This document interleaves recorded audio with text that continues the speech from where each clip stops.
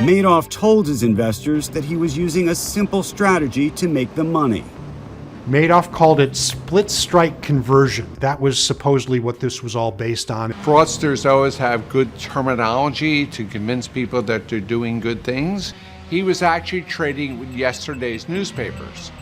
In other words, they would take out the Wall Street Journal from a couple of days ago, look at what they could find in terms of yielding a profit, and then backdate those trades into the customer statements, but in fact, none of that was actually happening. And he was able to convince a lot of people, including lots of people at the SEC, that he was just a master of trading, but he was, I think, able to convince himself that these things were true. His camouflage was absolutely brilliant. It was worthy of a Hollywood set. There was one charade that he pulled off where he had his right-hand man supposedly doing trades. He's showing someone through the office, and Frank, "What are you doing, Frank?" Well, he said, "I'm placing some option orders with Europe."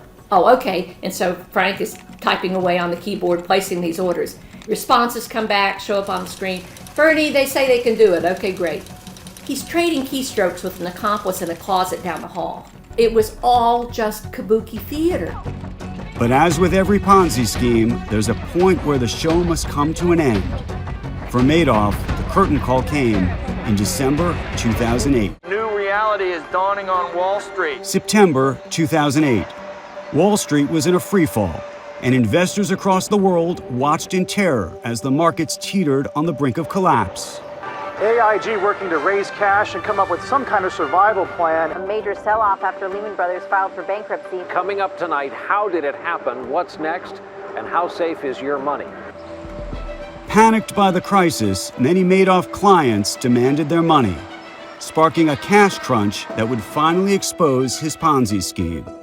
In that fall, big feeder funds started to reverse the flow. They started saying, "Look, 15 days from now, I need my 300 million back.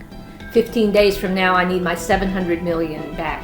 A lot of people went to Bernie Madoff and they wanted to get their money out because we were in a financial crisis. Well, it turned out that the money wasn't there. And so he spent the early part of that December writing checks, signing checks, so that he could salvage something for his nearest and dearest.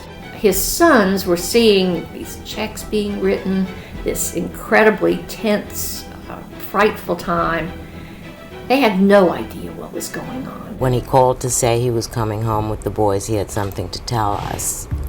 I thought, well, the market was crashing. I mean, the world seemed to be coming to an end. He gathered them in the study and confessed that he had been running a Ponzi scheme. It was all a big lie. And his sons were just shattered. Mark Madoff exploded in a tantrum of fury. "How could you do this to us? How could you do this?" His son Andrew slid down the wall and collapsed on the floor in tears before he went over and embraced his father, both of them crying. So it was a tragic scene. We believe Madoff had asked the sons to wait. He wanted to try and get things squared away. He wanted to pay certain people. He wanted to try and wrap up the business neatly. But the sons would have none of that. The two boys, Mark and Andrew, went to a lawyer that night, the night of December 10th, and the lawyer called up the SEC, and the boys were the ones who, I don't want to say ratted him out, but it was the boys who told the government. And then this whole cascade began. The news broke on CNBC. Bernie Madoff has been arrested. He's the founder of Bernie Madoff Investment Securities. He's 70 years old. He is a fixture on Wall Street. I reached someone in a position to know, and I said, what's the scale here? And he said, "Huge," and hung up on me. Around the same time that afternoon, federal prosecutor Mark Litt was walking into court, the start of potentially the biggest case of his career. Litt only had the word of Madoff himself that his business was a multi-billion-dollar Ponzi scheme. I didn't know whether he was delusional, making it up, misunderstanding his own facts or not. I had never walked into court on an arrest with simply a defendant's confession It was $65 billion in paper losses. It was a global Ponzi scheme. There were victims scattered, from Palm Beach to Beijing. As the ripple effects are spreading tonight from the very rich and famous to much smaller investors. My son called me. He said, Bernie's been arrested. And my first response was, Bernie, who? It didn't even register. I went into such shock. I called Madoff's office. And I got who I believe now was his secretary. And she sounded as upset and flustered and scared as I was. And I said, what happened? She said, we don't know. It was a cross-section of victims. There were famous people, Kevin Bacon and Kira Sedgwick, Elie Wiesel, the Wilpons, owners of the New York Mets. The betrayal is something I'll never, ever forget. There were thousands and thousands of Madoff investors. There were some people who went from 300 million to 200 million, and there were some people who went from $1 million to 0. Sir, why did you do it? Why did you confess? The media and public pressure in the weeks after Madoff's arrest was unrelenting. I think that he should be obviously put up in jail. It just made me angry that he isn't being treated as a criminal, which is what he is. And on Christmas Eve 2008, Madoff and his wife Ruth attempted suicide, taking handfuls of sleeping pills. They woke up the next day groggy, but alive. I think it was my idea more than his. I was in agony over the losses of all my friends. Everyone I know and loved was a victim of Bernie's. By March of 2009, he was prepared to plead guilty. Just throngs of media from all over the world watching him walk into court.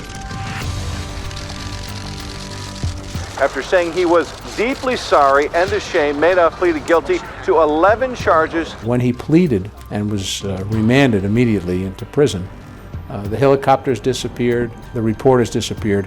It took enormous pressure off his wife, who, quite frankly, I thought was going to die from the pressure. She couldn't leave to get a cup of coffee. She couldn't leave the building. With everything about Bernie Madoff, it was going to be more or less on his terms.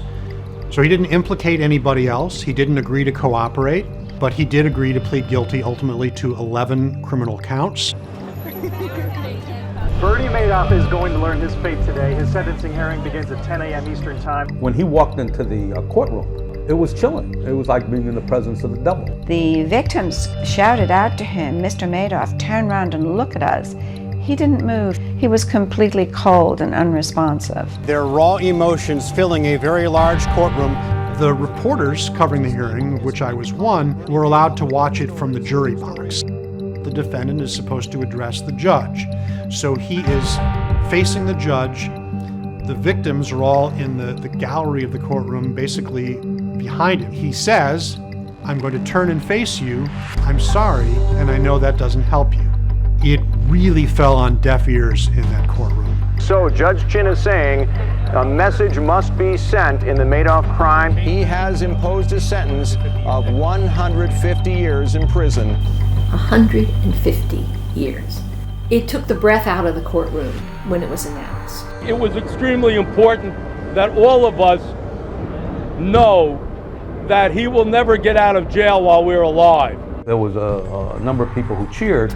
I didn't feel that way. I just felt drained, happy that that part of it was over. You know, there's sort of an indelible picture in my mind of him just sort of looking down, hands behind his back, the cuffs go on, and he's let out expressionless. With Madoff behind bars for the rest of his life, prosecutors and victims alike weren't satisfied yet. 2 questions. Where is the money? And who else did this with you?